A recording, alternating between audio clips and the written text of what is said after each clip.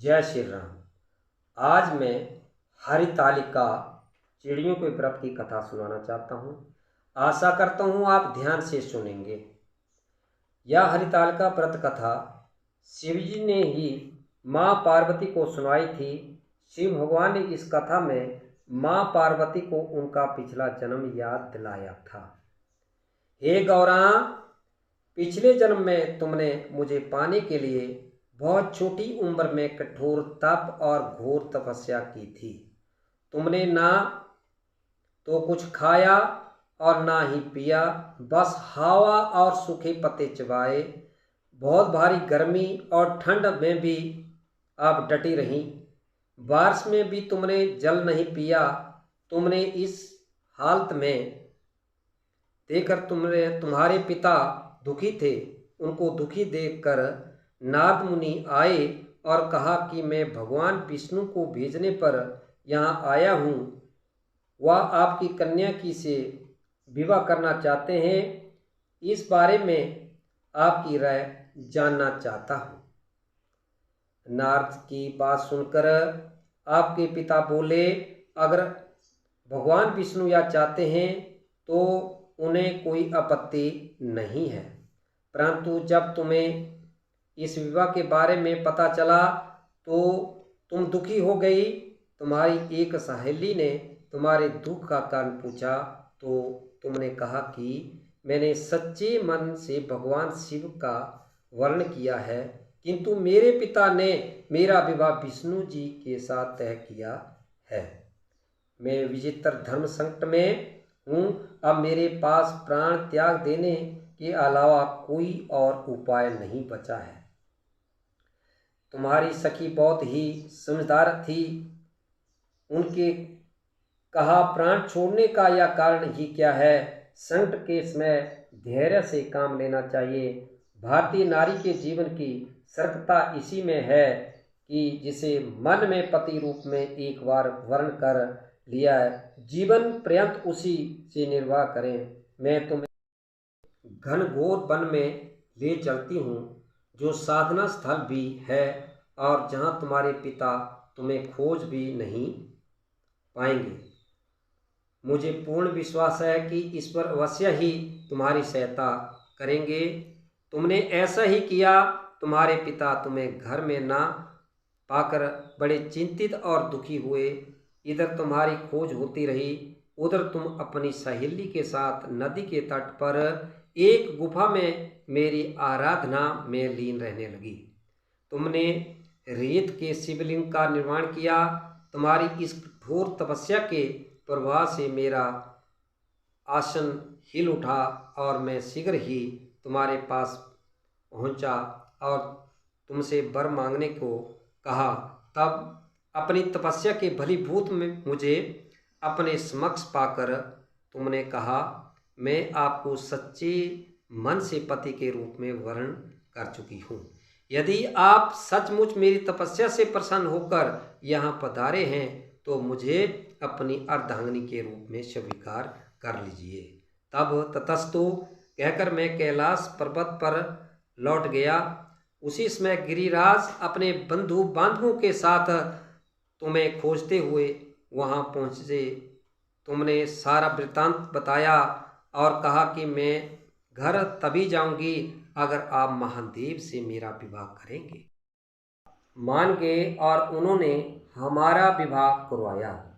इस व्रत का महत्व यह है कि मैं इस व्रत को पूर्ण निष्ठा से करने वाली प्रत्येक स्त्री को मनवांछित फल देता हूँ। इस पूरे प्रकरण में तुम्हारी सखी ने तुम्हारा हरण किया था, इसलिए इस व्रत का नाम हरितालिका व्रत हो गया। ये चिड़ियों का जो व्रत है उसमें मिट्टी की जो चिड़ियाँ बनाई जाती हैं उनका पूजन निष्ठा से किया जाए तो स्त्रियों को पति की दीर्घ आयु के लिए मनोकामना के लिए यह व्रत है। जय श्री राम। विकलासों के बासे धौले धारों के राजा, हर नाम तेरा। शिव कैलाशों के वासी दौलतदारों के राजा, हर नाम तेरा। तेरे कैलाशों का अंत नहीं पाया, तेरे कैलाशों का अंत नहीं पाया, अंत बेअंती माया।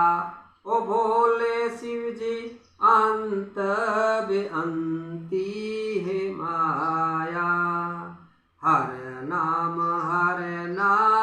तोरा।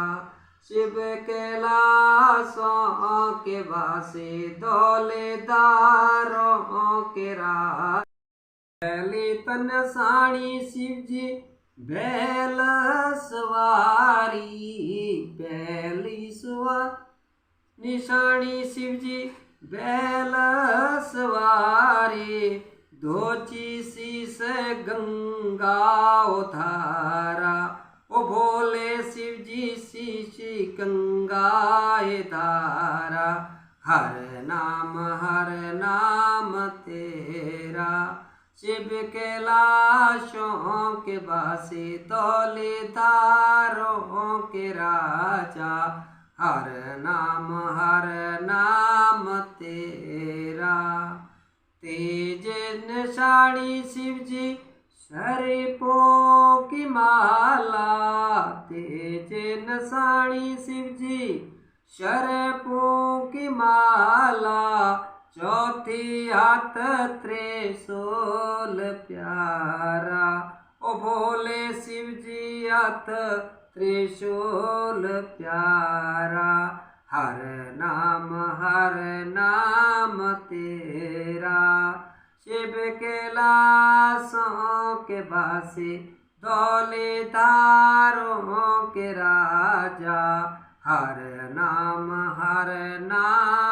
तेरा।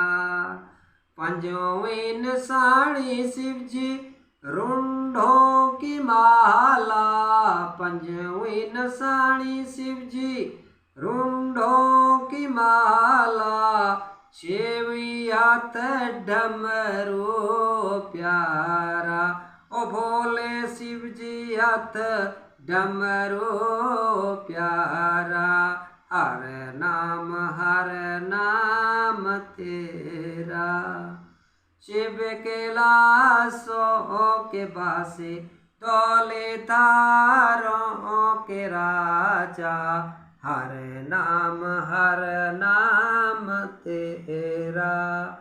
सतवीं निशानी शिव जी अंगे मृग छाला, सतवीं निशानी शिव जी अंगे मृग छाला।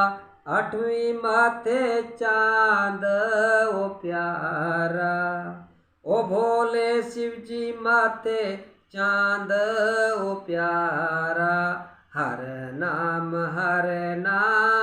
तेरा। शिव कैलाशों के वासी दौलतदारों के राजा,